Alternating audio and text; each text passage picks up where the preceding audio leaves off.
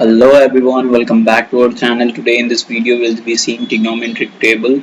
In the last video we have seen exercise 11.1 all the problems. If you have not seen that video, link is given in the description. You can go and see all the videos. Okay, so first we'll write theta here. What the theta's value? First 0 degrees will take 30 degrees, 45, 60 and 90 degrees. At this side we'll be writing all the trigonometric ratios: sin theta, cos theta, tan theta, cot theta, sec theta and cosec theta. Okay, if he is saying sin 0, what value you should remember: sin 30, sin 45, sin 60 and sin 90. If you remember sin values, by default you will be getting cos, tan, cot, sec and cosec. How you will be getting? Let's see. So let's start. Let's see how we will write the values of sin theta. Okay, so first I'll write here 0, 1, 2, 3 and 4.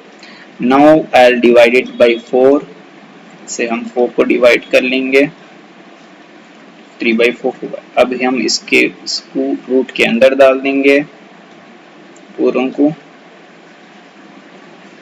अब देखिए 0 under root of 0/4 क्या होगा? 0/4 अगर हम normally देखें तो numerator में अगर 0 है, डिनोमिनेटर में अगर नंबर है तो 0 आता, तो रूट 0 विल बी माई 0. ठीक है. अब रूट 1 क्या होगा? रूट 1 होता है 1. और रूट 4 क्या होगा? Root 4 is a perfect square, so it will be 2 into 2, that will 2 will come out, so it will be 1/2. अब ये हम क्या करेंगे? 2 1s are 2 होता, 2 2s are 4, तो अंडर रूट ऑफ 1/2 क्या होगा? रूट 1 क्या होता? 1 होता है. Root 2 is not a perfect square, so you'll write root 2 same as it is. अभी रूट 3/4 है. Root 3 is not a perfect square, so you'll be writing root 3 same as it is by root 4 is a perfect square we have seen here, so the value is 2. This will get cancelled. 4 1s are 4, 4 1s are 4, so root 1 you'll be getting here. Root 1 is what? 1.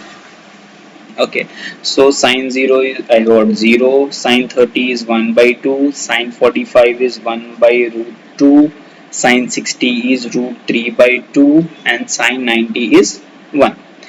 Now how to do the cos? Cos you have to reverse it, or you can, if you reverse the values of sin you will get the cos value. So we will reverse this and we will start from here. तो अभी हम क्या सकेंगे? cos के values कैसे आएंगे? आपको यहाँ पे आपको क्या करना होगा? sin के वैल्यूज को रिवर्स करना होगा.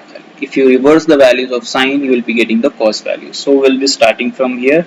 So I'll write here 1, then I'll write here root 3/2, then I'll write here 1/2, then I'll write here 1/√2 and then this will be 1/2 and this will be 0. अगर आप लोग ऑब्जर्व करेंगे साइन के values ये है और कॉस के वैल्यूज उसके पूरे रिवर्स है. अब देखेंगे हम टैन के वैल्यूज के साथ.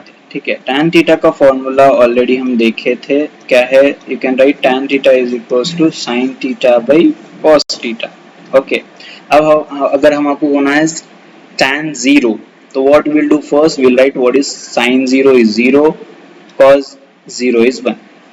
सेम वैसे tan 30 होना है तो 1/2 divided by √3/2.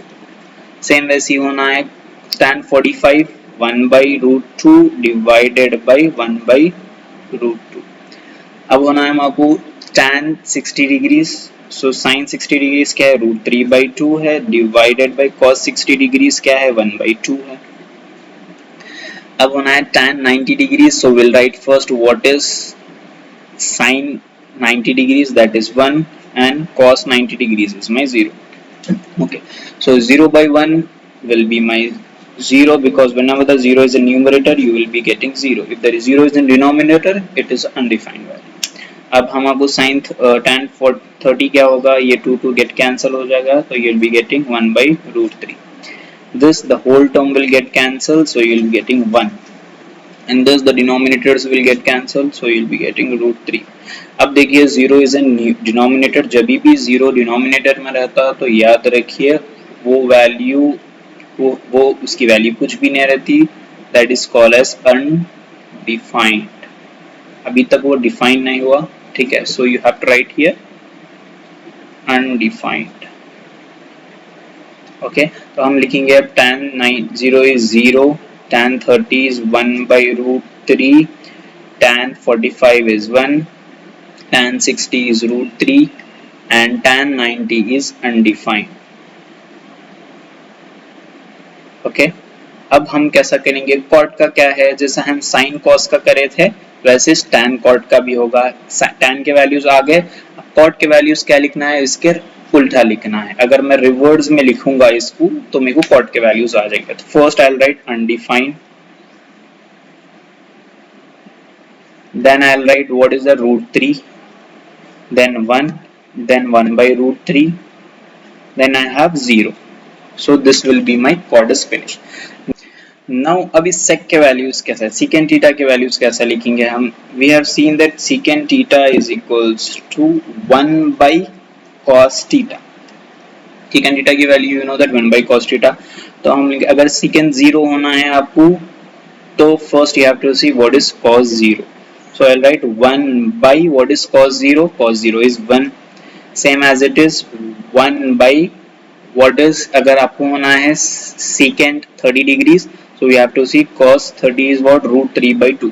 So I'll write 1 by root 3 by 2. Then secant 45, so it will be 1 by root 2.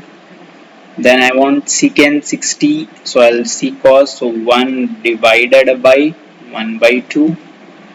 अगर secant 90 होना है तो 1 divided by 0 because cos 90 is 0. So 1 by 1 will be my 1, 1 by root 3 by 2.